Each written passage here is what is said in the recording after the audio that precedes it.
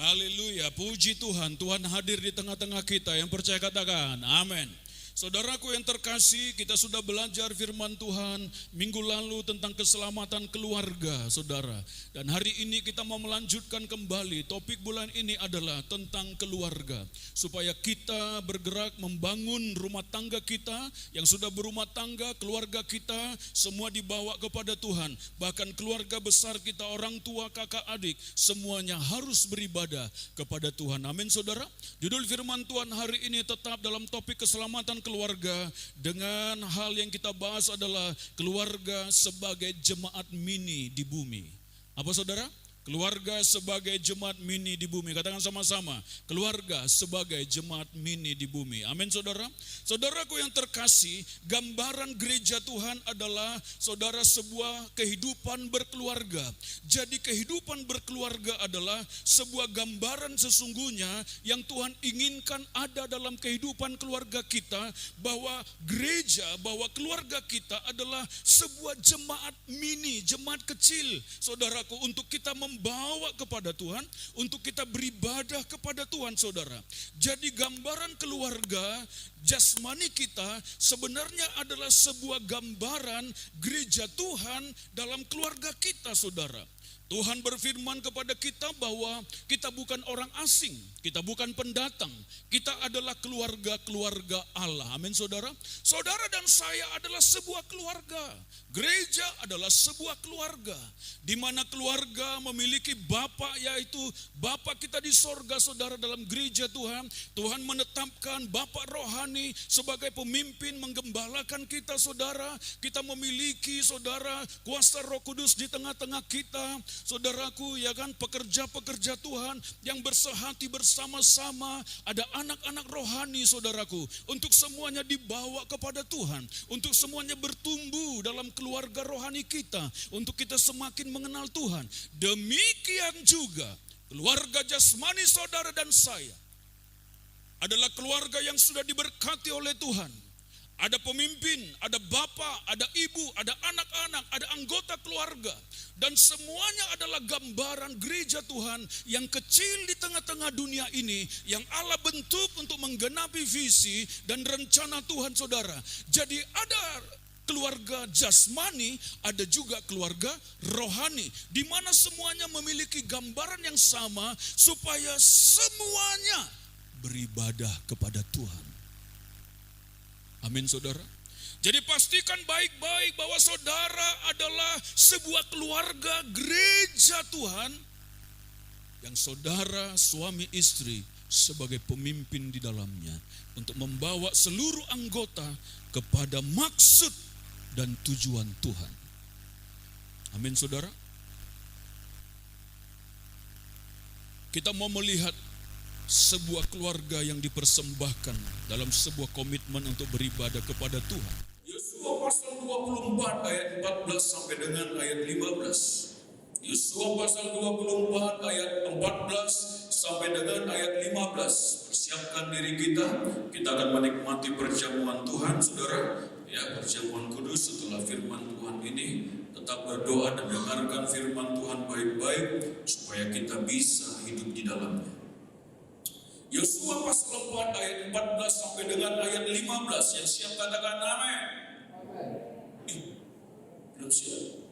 Yang di atas katakan amin. Semua kita katakan amin. Yosua pasal 24 ayat 14 sampai dengan ayat 15 kita baca bersama-sama. 1, 2, 3. Oleh sebab itu, takutlah akan Tuhan dan beribadahlah kepadanya dengan tulus, ikhlas dan setia. Jauhkanlah Allah yang kepadanya nenek moyangmu telah beribadah di seberang sungai Efrat dan di Mesir, dan beribadahlah kepada Tuhan. Ayat 15. Tetapi jika kamu anggap tidak baik untuk beribadah kepada Tuhan, pilihlah pada hari ini kepada siapa kamu akan beribadah.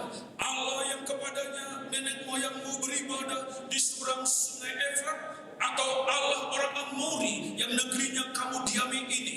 Tetapi aku dan seisi rumahku, kami akan beribadah kepada Tuhan. Yang percaya katakan amin. Tetapi aku dan seisi kami akan beribadah kepada Tuhan. Amin saudara. Jadi saudaraku yang terkasih, keluarga kita harus dibawa kepada sebuah kehidupan yang beribadah kepada Tuhan. Karena itulah rencana dan visi dan tujuan Tuhan, bahwa lewat keluarga, minggu lalu kita sudah bahas, bahwa lewat keluarga bumi ini penuh kemuliaan Tuhan. Lewat keluarga saudara, bumi ini melihat kemuliaan Tuhan. Lewat keluarga saudara, anak-anak ilahi dihasilkan, sehingga mereka akan menjadi berkat saudara. Keluarga kita akan menjadi berkat saudaraku. Karena itulah tujuan dan visi Tuhan. Keluarga harus dibawa kepada Tuhan. Saudaraku yang terkasih, Yosua berkomitmen kepada Tuhan, mengambil keputusan di hadapan bangsa Israel itu. Hari ini pilihlah kepada siapa kamu mau beribadah. Kepada Allah orang Amori itu yang ada di seberang sungai Efrat itu, yang menyembah berhala, atau kepada Allah-Allah yang lain. Tetapi aku dan seisi rumahku, kami akan beribadah kepada Tuhan. Amin saudara. Sebuah komitmen dan keputusan yang harus diambil oleh sebuah keluarga saudara. Bahkan oleh seorang pemimpin, kepala rumah tangga, bersama dengan istrinya menetapkan sebuah ketetapan, sebuah keputusan, bahwa keluarga saya adalah keluarga yang beribadah kepada Tuhan. Amin saudara. Ambil sebuah komitmen saudaraku, kalau engkau sudah berkeluarga, berumah tangga, bahwa tidak ada sesuatu Allah lain pun di tengah-tengah keluarga kita saudaraku. Kalau engkau belum berkeluarga, putuskan hari ini baik-baik, kepada siapa, dengan siapa orang yang engkau akan beribadah berkeluarga, sehingga engkau bersama suami atau istrimu nanti, maka engkau akan beribadah kepada Tuhan. Jangan satu nyembah yang lain, satu nyembah Tuhan. Keluarga bagaimana begitu? Ya, satu Allah Israel, satu Allah Amori, tidak nyambung. Ya kan? Kehancuran yang terjadi. Tidak boleh bercampur, saudara. Halo saudaraku yang terkasih, firman Tuhan memperlihatkan tadi kepada kita, pilihlah pada hari ini kepada siapa kamu akan beribadah. Allah kepada nenek moyangmu beribadah di seberang sungai Efrat, atau Allah orang Amori. Tetapi aku dan seisi rumahku, kami akan beribadah kepada Tuhan. Artinya apa? Tidak ada campur. Satu mau Tuhan, satu mau dukun. Satu agamanya ini, satu agamanya itu. Tidak boleh bercampur, saudara. Sekali Tuhan Yesus, ya Tuhan Yesus. Amin, saudara. Ya, putuskan baik-baik bahwa keluarga saya ini tidak boleh bercampur dengan sebuah kehidupan penyembahan berhala. Masa ada orang Kristen katanya sembah Yesus tapi pegang babasal juga? Masa ada orang Kristen katanya sembah Yesus tapi percaya kepada perdukunan juga? Itu bukan Kristen yang benar. Itu bukan sebuah kehidupan beragama, beribadah yang benar dalam kekristenan, saudara. Tidak boleh. Anak Tuhan tidak boleh bercampur dengan kuasa-kuasa kegelapan. Anak Tuhan tidak boleh bercampur dengan babasal-babasal dan perdukunan-perdukunan, saudara. Anak Tuhan tidak boleh lagi ikut dalam sebuah acara-acara yang tidak sesuai dengan kebenaran firman Tuhan. Memanggil-manggil arwah, menyembah-nyembah sesuatu, berkomat-kamit saudara. Ya kan saudaraku, seperti orang-orang yang lain di sana, saudara. Tidak bisa, tidak boleh bercampur. Ada orang berpikir bahwa pasang gua gardan, ya kan? Kedukun dia, minta doa ya juga, nggak bisa. Nanti bingung, ini yang sembuhkan yang mana ini? Dukunnya bilang, kuasanya bekerja. Kita bilang ngasih doa kita. Ya sudah, biarkan dulu. Ya kan? Harus satu. Tetapi kita berdoa di sini. Tuhan jamah mereka, Tuhan jamah keluargaku, Tuhan jamah orang tuaku, supaya mereka menyadari bahwa Yesuslah yang mampu menyelamatkan. Tuhan batalkan semua, aku gagalkan semua kuasa-kuasa kegelapan. Sehingga dia akan menyerah dan memanggil kita untuk berdoa, sama seperti yang baru dilayani kemarin. Pergi ke dukun tidak sembuh-sembuh, menyerah baru panggil. Ya kadang-kadang begitu kan. Tapi biarlah, karena mereka belum mengerti. Tapi kita harus tahu bahwa keluarga kita tidak boleh bercampur dengan kuasa-kuasa kegelapan. Amin saudara. Jadi saudara, anak-anak Tuhan, jangan ikut-ikutan lagi dong. Kamu anak Tuhan tapi masih mau ke dukun, jangan. Tapi orang tua saya maksa-maksa. Loh, kalau itu tidak sesuai firman, mohon maaf Pak, saya nggak bisa. Nggak bisa, mau Bapak tempelin, mau Bapak apain saya tidak mungkin pergi ke situ.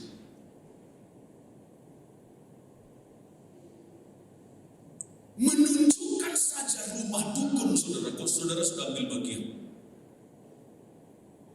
Mengantar saja orang tua saudara pergi ke perdukunan, saudara sudah bagian dari kegerakan perdukunan. Gak bisa. Inilah yang Yosua ambil saudaraku, sebuah komitmen dan keputusan. Silakan kau mau pilih, tapi aku dan keluarga kami akan beribadah kepada Tuhan. Amin saudara. Ambil keputusan yang benar, sehingga kita, kalau kita yang sudah berkeluarga, pimpin keluarga kita. Nanti kita ke situ saudaraku, ya kan? Lalu kita yang belum berkeluarga saudaraku, menangkan orang tua kita, kakak adik kita, bawa kepada Tuhan. Karena semua keluarga harus beribadah kepada Tuhan. Pimpin keluarga kita dalam tujuan Tuhan. Kalau saudara sudah diselamatkan dalam satu keluarga yang tadinya tidak mengenal Tuhan, lalu saudara dipilih dari situ, saudara punya mandat, saudara punya tujuan, saudara punya visi dari Tuhan, saudara punya tanggung jawab untuk seisi keluarga itu beribadah kepada Tuhan. Jadi jangan saudara mengira bahwa saudara diselamatkan atau datang ke gereja saudara karena saudara, bukan, karena Tuhan. Bukan kamu yang memilih aku, kata firman Tuhan. Aku yang sudah pilih kamu. Satu orang bertobat dari seisi keluarganya, maka semua keluarganya itu ada janji Tuhan. Mereka diselamatkan. Tapi perjuangkan, doakan, layani saudaraku. Sebelum dia mati, ingat itu baik-baik saudara. Jangan pernah lupa seperti yang sudah beberapa kali saya sampaikan. Kematian yang tragis adalah kematian di luar Yesus.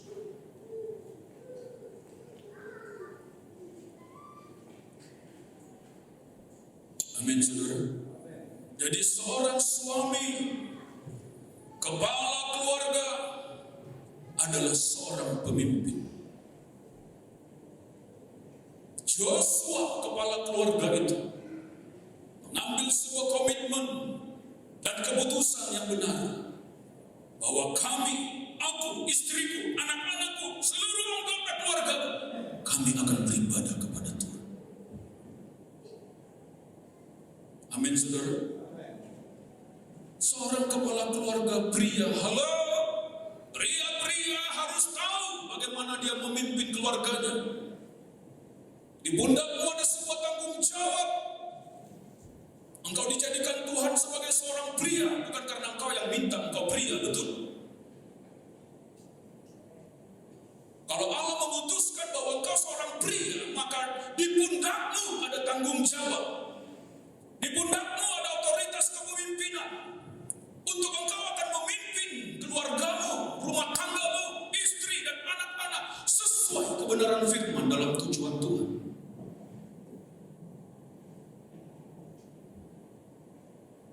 Amin. Itu harus dipahami. 1 Timotius 3 ayat 5. Tolong dibuka dengan cepat. 1 Timotius 3 ayat 5. Kita baca bersama-sama. Di depan ada 1, 2, 3. Jikalau seorang tidak tahu mengepalai keluarganya sendiri, bagaimanakah ia dapat mengurus jemaat Allah? Bagaimana saudara bisa melayani, mengurus jiwa-jiwa kalau saudara tidak bisa memimpin, mengepalai keluarga rumah tanggamu sendiri, saudara? Pada saat seorang pria memimpin keluarga rumah tangganya di dalam kebenaran firman Tuhan, dalam tujuan Tuhan, maka engkau akan dibawa Tuhan kepada sebuah perkara yang jauh lebih besar, yaitu memimpin jiwa-jiwa bagi Tuhan. Pasti itu. Tidak mungkin tidak. Amin, saudara. Pimpin. Keluarga kita adalah jemaat mini, gereja kecil yang Tuhan percayakan kepada suami istri untuk bersama-sama membangun keluarganya, membawa semuanya kepada keselamatan yang daripada Tuhan, saudara. Jadi yang kedua, saya mau bagikan bahwa suami istri harus bersehati bersama membawa keluarganya kepada Tuhan. Tadi kita sudah melihat bahwa seorang suami, seorang kepala keluarga harus memimpin rumah tangganya untuk beribadah kepada Tuhan. Harus mengambil sebuah keputusan bersama dengan istrinya untuk membawa rumah tangganya dalam keselamatan yang daripada Tuhan. Jangan terbengkalai, jangan sembarangan dalam mengerjakan rumah tanggamu, saudara. Amin, saudara. Yang kedua, suami istri harus bersehati bersama membawa keluarganya kepada Tuhan. Merawat, memelihara anggota keluarganya, saudara. Tuhan yang sudah tetapkan saudara menjadi suami istri, atau nanti anak muda ini, Tuhan akan menetapkan saudara kepada siapa saudara akan berkeluarga. Mintalah kepada Tuhan orang yang benar-benar mencintai Tuhan. Itulah sebabnya firman Tuhan berkata, gelap dengan terang tidak bisa bersatu. Bagaimana kau mau berjalan bersama kalau satu mau ke timur, satu mau ke barat? Satu menyembah Allah, satu menyembah Babasa. Bagaimana seseorang mau mengambil pasangan hidupnya dengan sembarangan, saudara? Bagaimana bisa berjalan? Bagaimana keluarga itu bisa bertahan? Tidak ada, tidak bisa kalau tidak sejalan, saudara. Suami istri harus bersehati. Amin, saudara. Harus mengurus anak-anaknya, saudara, sanak saudaranya, seisi rumahnya harus diurus. Kita baca 1 Timotius 5 ayat 8. 1 Timotius 5 ayat 8.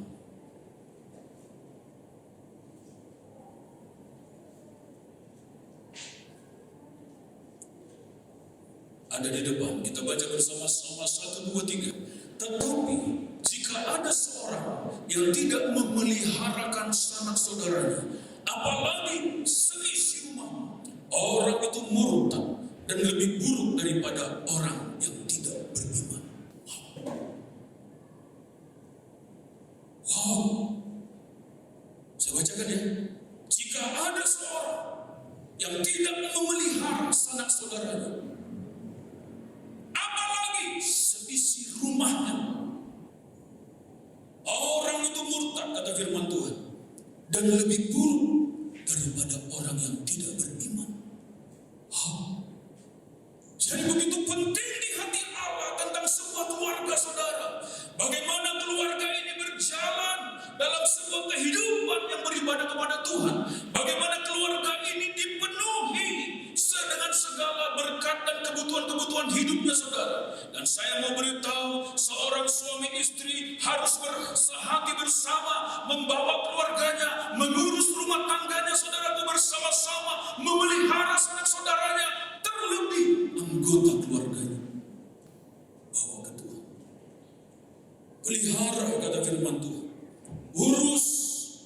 Karena kalau ada seseorang yang mengatakan dirinya Kristen tapi dia tidak mengurus anggota keluarganya dengan baik, maka dia lebih buruk dari orang yang tidak beriman, kata firman Tuhan.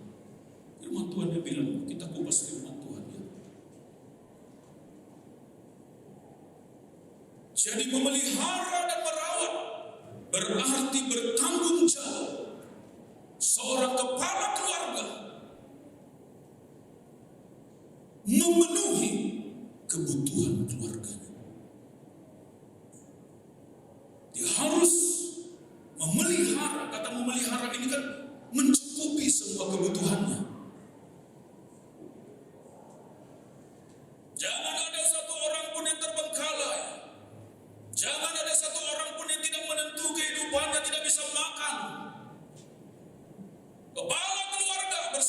dengan istri bersehati, terlebih khusus kepala keluarga, seorang pria harus bertanggung jawab. Engkau harus bekerja.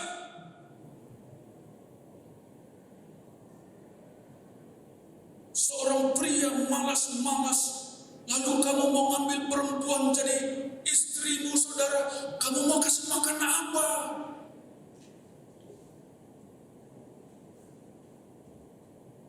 Bisakah kita kenyang karena cinta? Asal kau mencintaiku, aku sudah kenyang.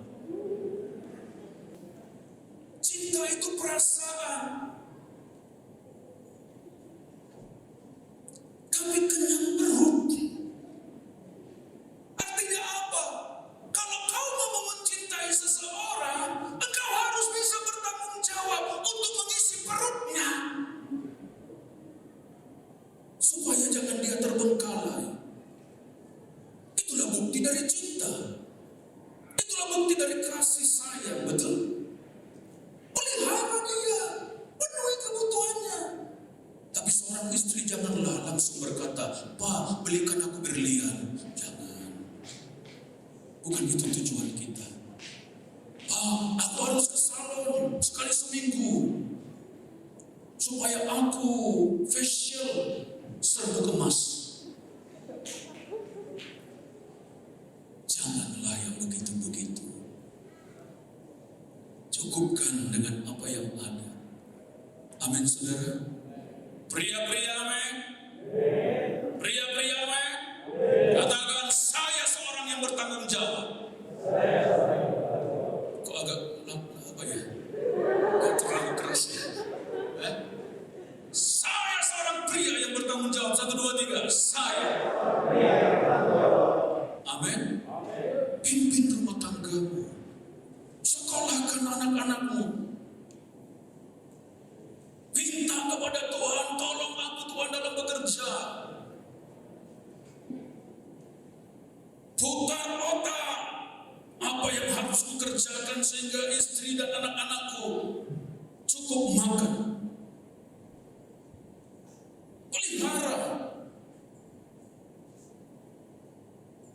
Tuhan gak suka kepada pria yang tidak bekerja. Karena di pundaknya ada tanggung jawab. Gak boleh di tempat ini ada pria yang tidak bekerja. Saya bukan marah. Saya hanya menyampaikan firman karena firman Tuhan yang bilang, saudara, kerja apapun yang kau bisa bikin, bukan soal penghasilan. Nanti kau datang kepada seorang perempuan, "Dek, maukah kita menikah?" Yang perempuan tanya dulu, "Bang, kerjaan abang apa?" "Saya bukan materialistis, Bang. Tapi logika kita juga harus jalan dong, Bang. Abang akan kasih saya makan apa? Kasih saya makan batu? Kasih saya makan?" "Dek, Tuhan sudah ciptakan segala sesuatu, Dek. Bangsa kita ini kaya dengan alamnya. Palangkaraya Kalimantan Tengah kaya dengan sayur-sayurannya. Abang akan kasih makan kau kelakai setiap hari. Jangan begitu dong. Ya, harus pimpin. Nanti kamu menghadap kepada orang tua dari adik perempuan itu yang sedang kau cintai itu. Lalu dia bertanya, "Hari gawe kan? Pegawai hari kau kan?" "Bina, Tuhan Maha Kasih." Kau kan gak bisa jawab begitu kan? Burung di udara, Bina, Tuhan pelihara. Enak khawatir, Bina. Aku bertanggung jawab, Bina. Gak bisa. Dia takut memberikan anaknya kepada kamu karena kamu tidak punya pekerjaan.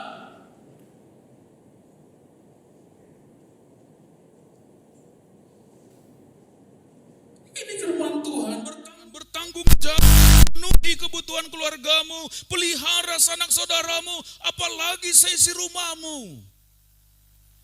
Jadi apapun yang bisa dikerjakan, kerjakan bersama Tuhan. Mau jual pentol dulu, jual pentol. Mau kuli bangunan dulu, kuli bangunan, gak apa-apa, asal kerja. Amin saudara, punya pekerjaan. Saya tidak punya kerja-kerja yang begitu bang, tapi saya pemain kripto. Nah, kripto ini saudara,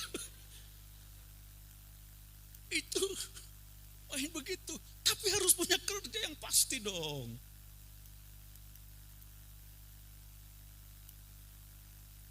Amin pria, ya bersehati. Seorang pria harus bertanggung jawab, bekerja, pelihara. Tapi jangan begini ya. Sayang, aku akan tinggalkan kalian selama 1 tahun dulu ya. Dengan anak-anak. Saya akan bekerja keluar daerah, keluar negeri. Kamu di sini dulu ya. Janganlah begitu. Berkeluarga itu untuk bersama bro. Untuk memimpin. Engkau gak bisa gara-gara uang meninggalkan keluargamu. Satu di sini, satu di sana. Itu keluarga atau apa? Kan menjadi satu kata firman. Kalau mau kerja ke sana, bawa dulu. Atau persiapkan dulu. Engkau pergi dulu ke sana, persiapkan segala sesuatu. Lalu bawa ini istri dan anak-anak. Jangan satu di sini, apalagi bertahun-tahun, berbulan-bulan, bertahun saudara, tidak bersama dengan anak istri. Hei, kuntil anak banyak di sana.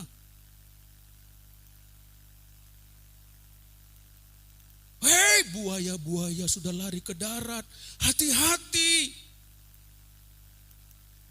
Jangankan pergi jauh-jauh. Pergi bekerja saja. Sudah ada yang genit-genit, betul kan? Coba tanya suamimu, ada suamimu di sebelah kirimu, kananmu? Iya kah Pak? Hidup ini rentan saudara, harus bersama, berdoa bersama. Saudara lalu pergi bekerja, komitmen. Tidak ada seorang perempuan pun yang lebih cantik dari istriku. Walaupun istrimu maaf ya, gitu ya. Tapi katakan, karena kau sudah pilih dia kan? Walaupun istrimu berkulit hitam, tapi hitam itu manis. Yang hitam-hitam, jangan takut. Suamimu pasti sayang sama kamu. Tanamkan. Tidak ada perempuan yang lain. Kau harus pasang kacamata kuda. Tidak boleh lagi lirik sana, lirik sini. Pelihara itu. Kita bukan sesuatu yang tempat lain seperti yang lain. Bisa buka cabang. Anak Tuhan tidak bisa buka cabang. Anak Tuhan tidak bisa ternak. Berternak ayam boleh. Tapi berternak istri jangan. Ada begitu. Satu di sini, satu di sana. Di sini anak 10, di sana anak 20. Di sana lagi saudara ternak. Janganlah. Sekali satu, tetap satu.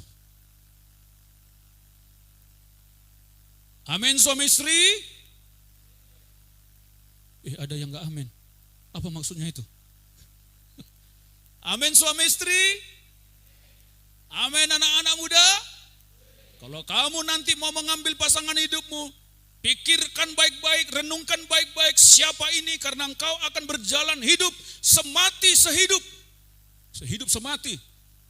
Ya, bersama dengan dia saudara. Gak boleh putar haluan lagi saudara. Pikirkan matang-matang. Libatkan Tuhan di dalamnya.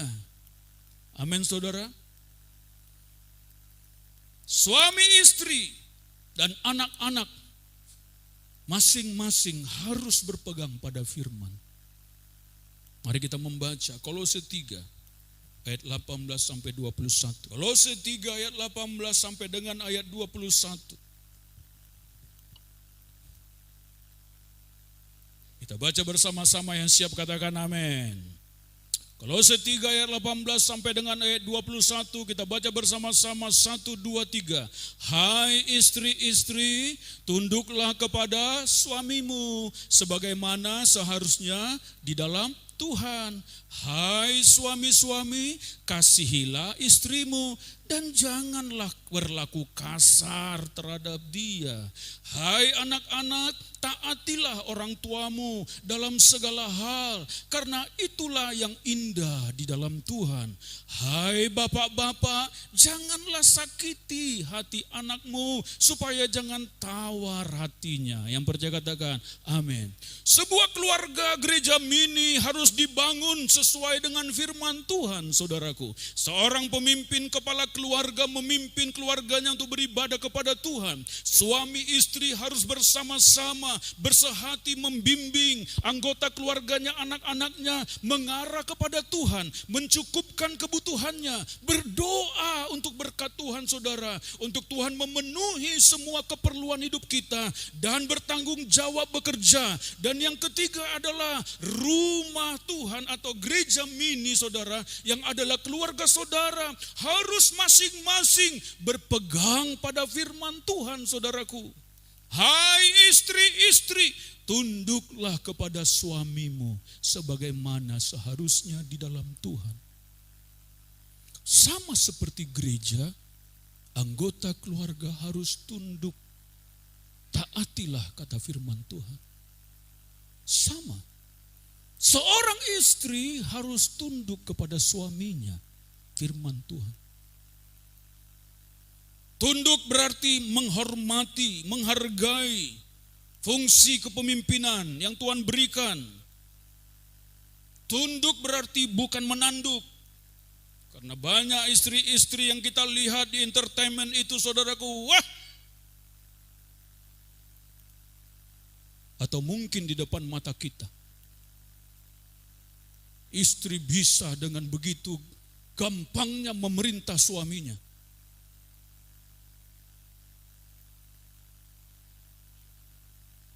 Hargai, hormati suami. Artinya tunduk, layani dia dengan baik. Sarah berkata kepada Abraham, dia panggil Abraham apa? Tuan. Bukan maksudnya dia di bawah, saudaraku. Bukan, tapi dia tahu fungsinya. Saudara nanti yang perempuan-perempuan baca kitab Amsal pasal 31. Ya, tunduk, hargai dia. Pria-pria itu suka dihargai, saudara, apalagi oleh suaminya. Oleh istrinya, saudara. Tidak peduli mungkin jabatanmu lebih tinggi dari dia, tapi sebagai seorang istri itu tidak boleh dicampur aduk, saudara. Mungkin gajimu lebih besar dari dia, dalam keluarga rumah tangga tidak boleh dicampur aduk. Tetap rendah hati, tetap tunduk, tetap menghargai, layani dia, berikan masakan yang terenak kepada Bang Ade itu, berikan. Masakan pagi-pagi, mie goreng spesial, buatan istri. Karena kalau sedikit-sedikit, Pak yuk, makan keluar, Pak makan keluar, Pak makan. Hancur hati suami itu, sakit matanya, saudara. Mata pencaharian, sakit mata. Kebahagiaan seorang suami adalah pada saat dia menikmati masakan istrinya. Loh ini saya loh yang ngomong langsung nih. Ya, kebahagiaan saya pada saat istri saya, saudara, memberikan masakan yang enak. Selalu membuat saya malas makan keluar. Selain mata rusak, saya tidak suka masakan. Tapi kalau diajak, puji Tuhan. Kalau ada kesempatan mengajak, bolehlah. Layani. Amin, saudara. Karena menumpuk pikiran seorang pria kepala keluarga, kadang dia menjadi pusing, saudara. Lalu saudara, ya, Dia gitu-gitu saudaraku, atau saudara ajak dia ngobrol. Kan ada begitu ya. Pak,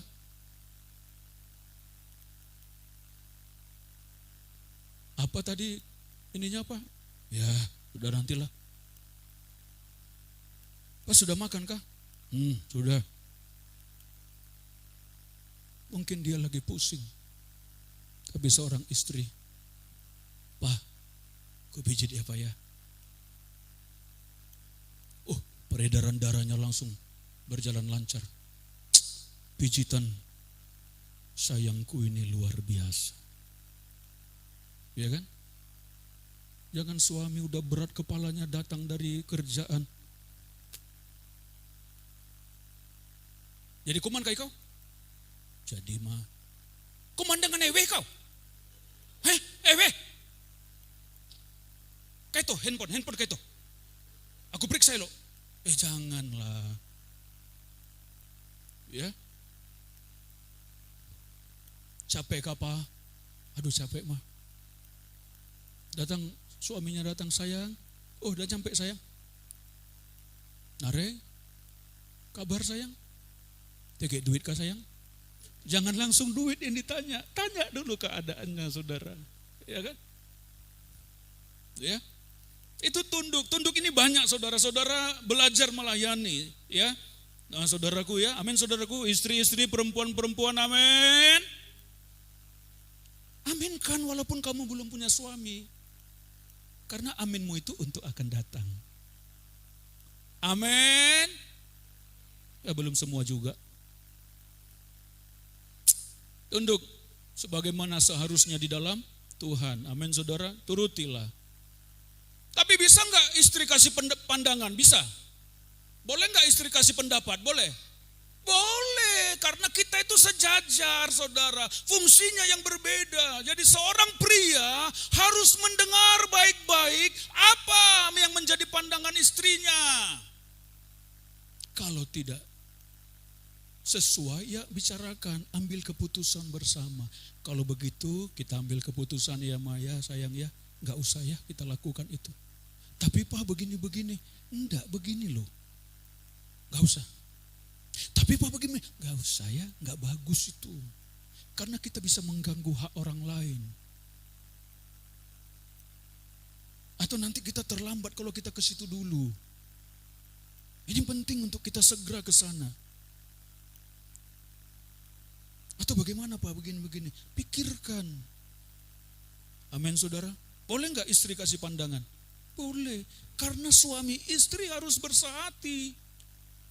Untuk membawa keluarganya kepada keselamatan Tuhan saudara. Yang ayat 19. Hai suami-suami apa? Kasihilah apa? Istrimu. Dan jangan berlaku kasar kepada dia. Kasihi, kata kasihi, sayangi istrimu itu, sayangi baik-baik. Karena kau gak berarti apa-apa kalau gak ada istrimu bro. Istri itu sebagai seorang penolong kata firman Tuhan, saudara, pria ini lemah. Halo pria, jangan sok jago. Kita butuh istri kita. Kasihi dia, sayangi dia. Itu makanya di tempat kita kalau panggil suami istri, halo sayang, honey, where are you? Come here honey, I love you. Gitu. Jangan berlaku kasar. Honey, hetoy kau. Tempelin kare. Jangan. Ya, sayangi dia. Amin saudara. Berusaha. Jangan berlaku kasar terhadap dia. Apalagi kalau ada pria sampai menampeleng istrinya, main tangan, begitu lembeknya kamu. Apakah itu bukti dari kau jago? Apakah itu bukti dari kau hebat saudara?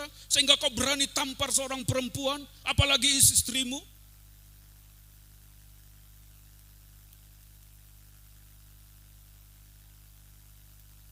Pria kehebatannya tidak ditunjukkan dari ototnya, tapi dari hatinya.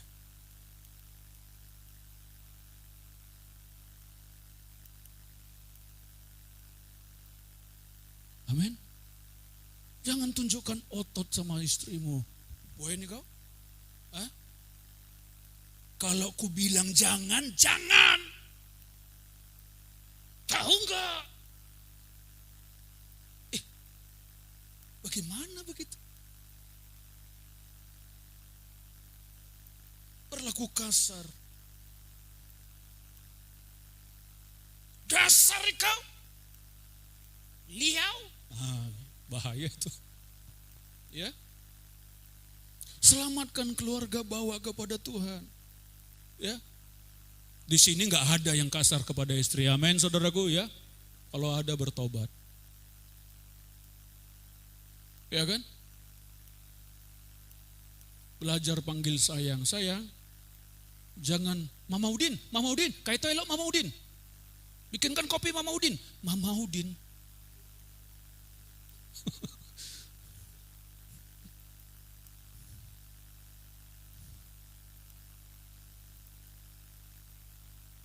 Jangan berlaku kasar, nanti doamu gak dijawab, kata firman Tuhan.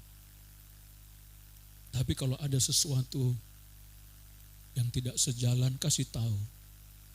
Di mana kita harus tegas, kasih tahu. Pak, kulihat pengaturan keuangan kita ini berantakan. Kita terlalu banyak pinjaman, Pak. Sayang, cobalah kita perbaharui. Kamu ini, jangan. Masukan dari dia, itu sangat baik untuk kita bisa berjalan. Bersehati. Jangan rusak kesehatian. Ya, amin saudara. Seorang istri jangan cepat curiga sama suami.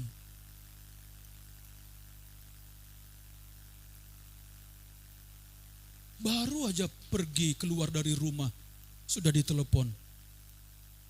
Di mana kamu? Ya aku di jalan. Siapa di sampingmu? Aduh, kan baru 5 menit ini. Ya siapa di sampingmu? Ada penolongku. Bete. Tuhan Yesus.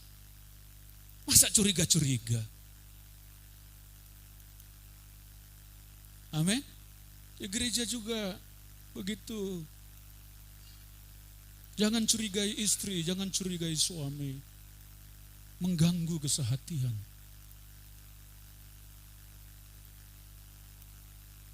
Jangan kasih kesempatan kepada apa katanya? Iblis untuk merusak. 1 Petrus 3 ayat 9. Dengan cepat yuk kita mau berdoa untuk perjamuan kudus. 1 Petrus 3 ayat 7. Kita baca bersama-sama. Seorang suami, perhatikan baik-baik, pimpin rumah tangga kita, bawa kepada keselamatan yang daripada Tuhan.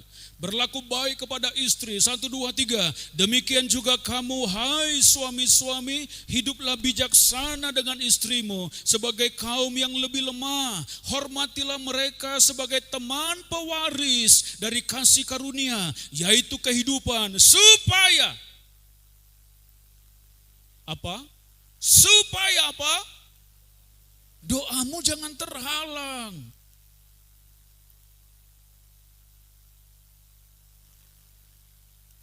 Kita punya perencanaan, kita punya doa ya kepada Tuhan.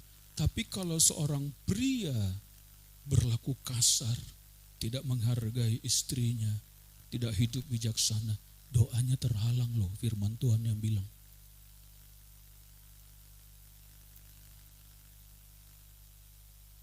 Ya, jadi maksud dari kepala keluarga bukan kita berotoriter, bukan. Lalu seenaknya ngomong sama istri. Maksud dari kepala keluarga fungsi. Tapi suami istri itu sama, sepadan, sejajar. Tapi fungsinya berbeda. Satu penolong, satu memimpin. Seorang istri harus menolong suaminya, bagaimana dia sukses, bagaimana dia menjadi pemimpin yang baik. Saudara, tolong suamimu, bantu dia untuk naik, bantu dia untuk mencapai apa yang Tuhan kehendaki. Jangan bikin dia pusing, jangan bikin dia menjadi tertekan di rumah. Bantu dia, tolong dia, doakan dia, pasang lutut baik-baik siang dan malam supaya dia bisa maju.